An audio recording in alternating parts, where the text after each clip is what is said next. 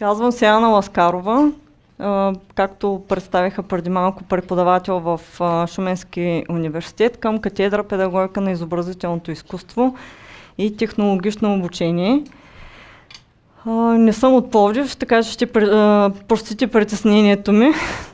И днес ще ви запозная с KIRT Art метод за оценка и анализ на детската рисунка в предучилищна възраст, който всъщност по който всъщност сме работили с Не мога да се въздържа, професор Севджихани Юбова. И съответно продължаваме да работим върху доизглаждането му и до това доколко всъщност ще бъде полезен. Методът KIRT Art представлява опит за анализ на детското творчество, който с помощта на различни показатели и критерии, които са свързани с художественото развитие на детската рисунка. Тези показатели и критерии са зависимост с ключови знания и умения на децата за тяхната свързани с тяхната изобразителна дейност и въобще за развитие на изобразителния процес.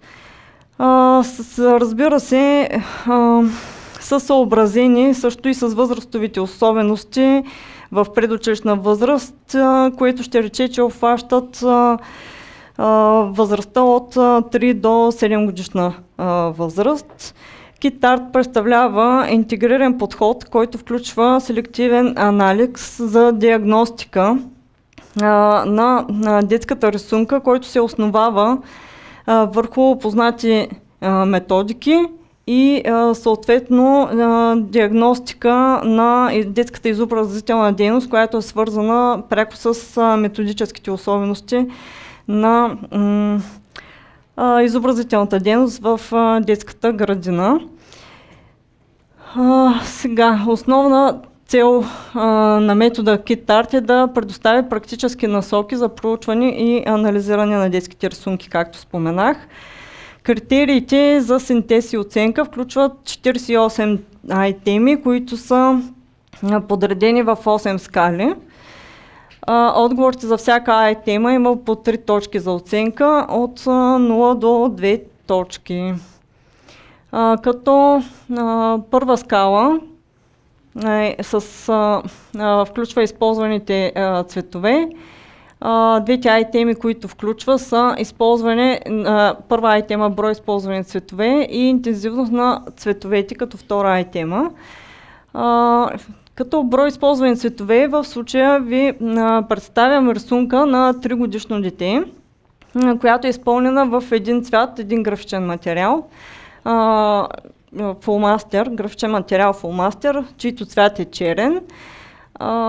При 4-годишните деца смея да подчертая, че даже не е само 3-4, ами от 3 до 5 годишна възраст децата, което ще рече първа и втора възрастова група, много често рисуват с цветове по избор, които харесват. Или втория вариант, който всъщност наблюдаваме тук, е с така наречените контрастни цветове, в смисъл цветове, които контрастират на основата на рисувателния лист, на цвета на основата на рисувателния лист. В случая детето е използвало черен контур за своята рисунка на пингвинче.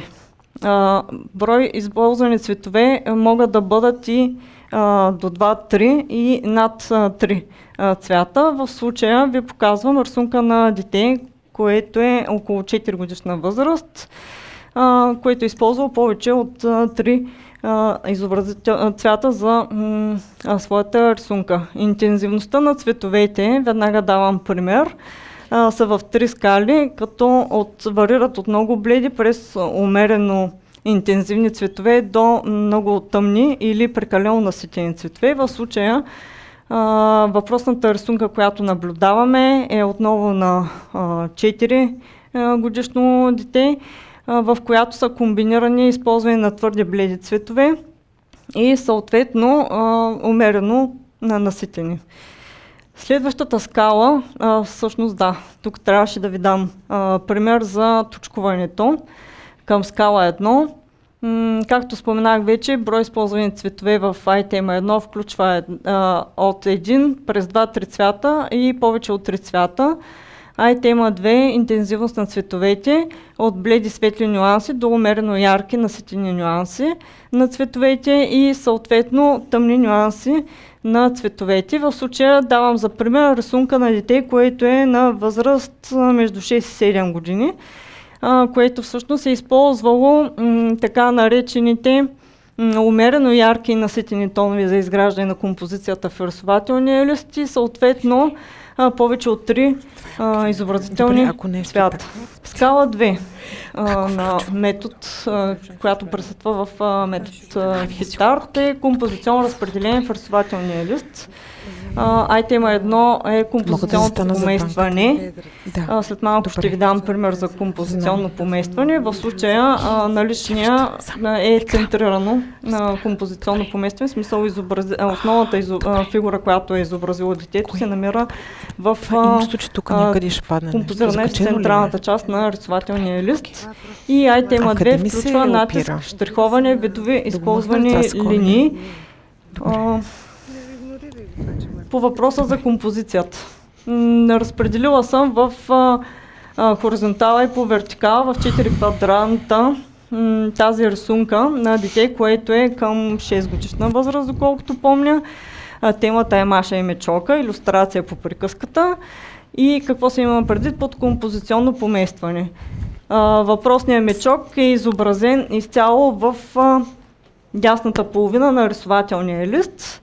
Маша е изобразена в лявата част на рисувателния лист и ниско отдолу.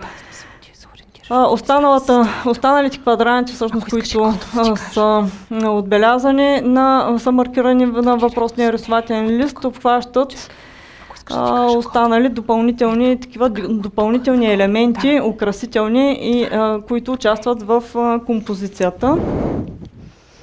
По скала 3, наличие на фигури човешки или животински, а могат да бъдат и в комбинация. iTema 1 наличие на човешки и животински фигури и големина на изображенията.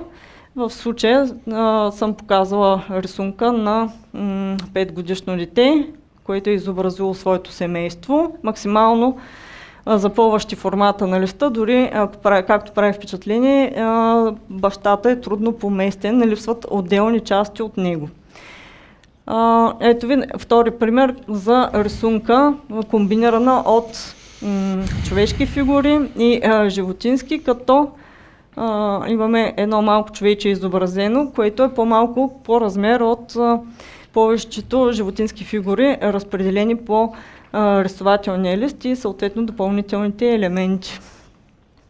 Скала 4. Наличие на допълнителни или украсителни елементи, фантазни образи. iTema 1 наличие на допълнителни елементи и символи. Във въпросната рисунка допълнителните елементи са дървото, слънцето и парзалката, детската парзалка. iTema 2 детайлно изобразяване на допълнителните елементи като част от фигуралната композиция. До каква степен допълнителни елементи всъщност са облаците, слънцето, тяхното детайлно изобразяване. Както прави впечатление, слънцето е усмихнато, има очи, има такива и самата парзалка има ветропоказател, усмивки на лицата на децата. Скала 5.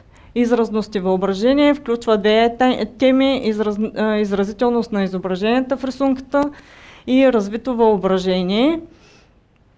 Като iTema 2, скала 6 използвани техники и материали. Техники и материали в iTema 1 използвани от детето, които могат да варират от една до няколко използвани техники, през използване на един материал под няколко техники, чрез няколко техники на работа. iTema 2 включва динамика на движението на изобразяваните човешки и животински фигури. Ето ви такава една динамична рисунка, нарисувана от 4-годишно дете. Композиционното разпределение в целия рисувателен лист. Скала 7 включва емоционалната изразителност, като iTema 1 предаване на емоциите чрез детската рисунка и тема 2 насоченост на емоциите. В случая прави впечатление, че децата, които са изобразени на въпросната рисунка, са усмихнати. Насочеността на емоциите като цялостно е положителна насока. И последната скала 8. Отношение на детето към процеса на рисуване, като тема 1 включва ангажираност на детето с изобразителния процес, има се своите особености, като интерес към самата изобразителна дейност, владение на различни техники и материали за работа и доколко експериментира детето с различните техники и материали, като тема 2, което всъщност зависи от, също и от умението за планиране на идейния замисъл върху рисувателния лист. Нещото, което всъщност, на което обърнах още самото начало внимание, че самото точкуване трябва да е в пряка зависимост с възрастовите особености на децата. Благодаря за вниманието.